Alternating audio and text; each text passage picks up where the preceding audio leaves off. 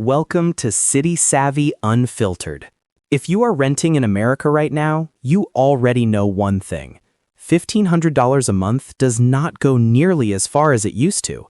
A few years ago, $1,500 could get you a nice apartment in most cities. You could probably get a one-bedroom in a good neighborhood, maybe even a two-bedroom in some places. But in 2026, what $1,500 gets you depends entirely on where you live.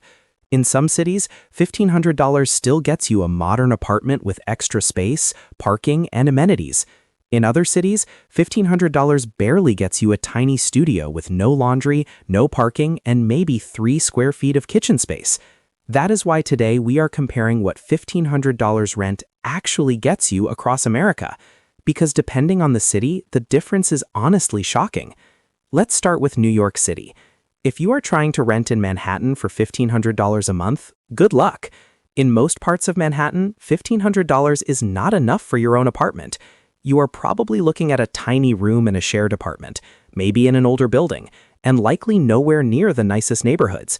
Even in outer boroughs like Brooklyn or Queens, $1,500 often means either a roommate situation or a very small studio far from the center of the city. For many people, that is the reality of New York. You are paying for location more than space.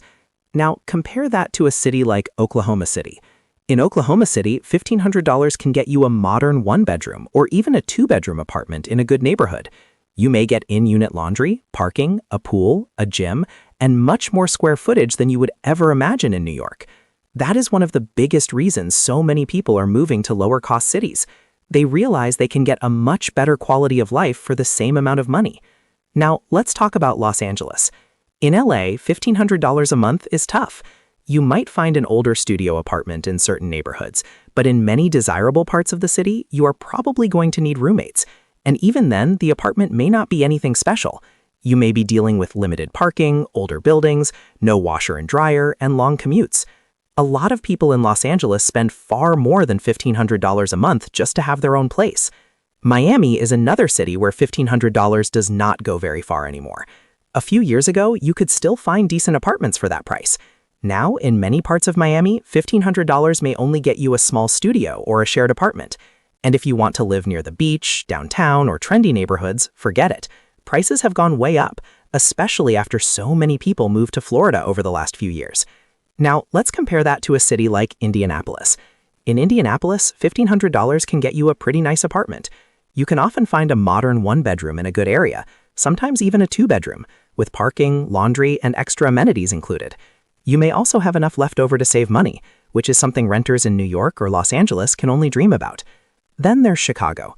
Chicago is interesting because it gives renters much better value than New York, San Francisco, or Los Angeles. For $1,500 in Chicago, you can often find a one-bedroom apartment in a decent neighborhood. You may not be living in the middle of downtown in a luxury building, but you can still get your own place without needing roommates. That is one reason Chicago remains attractive to young professionals. You get big city living without the absolute worst housing costs in America. San Francisco, on the other hand, is brutal.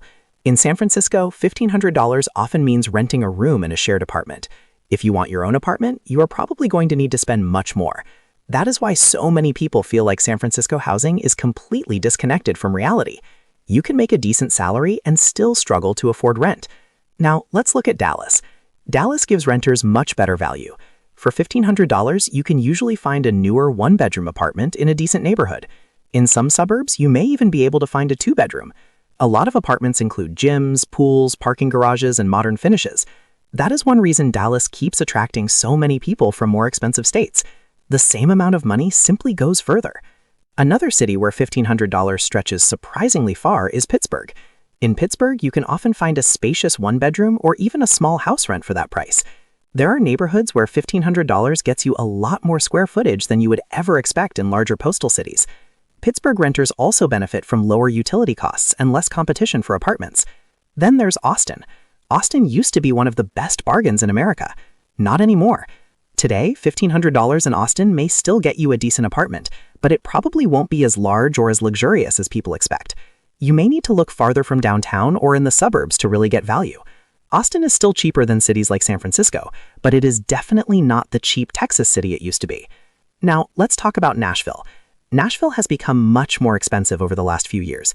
A $1,500 budget can still get you a decent one-bedroom apartment, but you may need to live outside the trendiest neighborhoods. Downtown Nashville, the Gulch, and other popular areas can easily cost much more. Still, compared to Los Angeles or Miami, renters in Nashville get much more for their money. One city where $1,500 goes incredibly far is Louisville. In Louisville, you can often rent a two-bedroom apartment or even a small house for that amount. You may get a yard, a garage, extra space, and a much more relaxed lifestyle. That is one of the biggest advantages of living in smaller Midwestern or Southern cities. Housing costs are still low enough that normal people can afford a decent place to live. Phoenix is another city where $1,500 is becoming less powerful. A few years ago, that budget would have gotten you a really nice apartment. Now, because so many people have moved there, rent has gone up a lot. You can still find one-bedroom apartments in that range, but they may be farther from downtown or not as new as you would expect. Seattle is also expensive. In Seattle, $1,500 may get you a small studio or a basic one-bedroom in certain neighborhoods. But if you want something larger, newer, or closer to downtown, you are likely going to pay much more. The same goes for Boston. In Boston, $1,500 is often not enough for your own apartment in the most desirable neighborhoods. A lot of renters end up sharing apartments because housing costs are so high.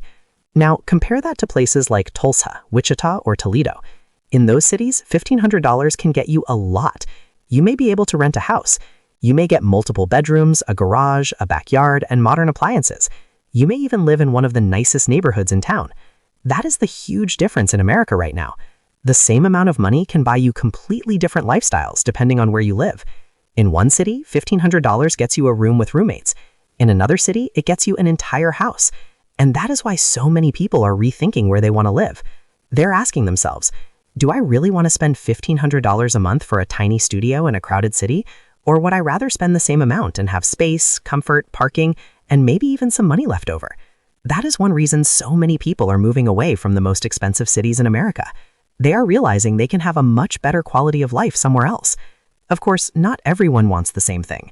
Some people are willing to sacrifice space because they want to live in New York or Los Angeles. They want the restaurants, nightlife, culture, jobs, and energy. And for them, paying more may still feel worth it. But for a lot of other people, especially families and remote workers, value matters more. They want more space. They want lower stress. They want to feel like their money actually buys them something. And in 2026, that often means looking beyond the biggest and most famous cities. Because while $1,500 rent may not get you much in Manhattan, San Francisco, or Miami, it can still get you a pretty comfortable life in a lot of other places. So now we want to hear from you. Where do you live, and what does $1,500 rent get you there? Do you think it's enough to live comfortably, or does it barely cover the basics? Let us know in the comments below. And if you enjoyed this video, make sure to like, subscribe, and turn on notifications. Because here on City Savvy Unfiltered, we break down the biggest cost of living trends, smartest places to live, and where Americans can still get the most for their money.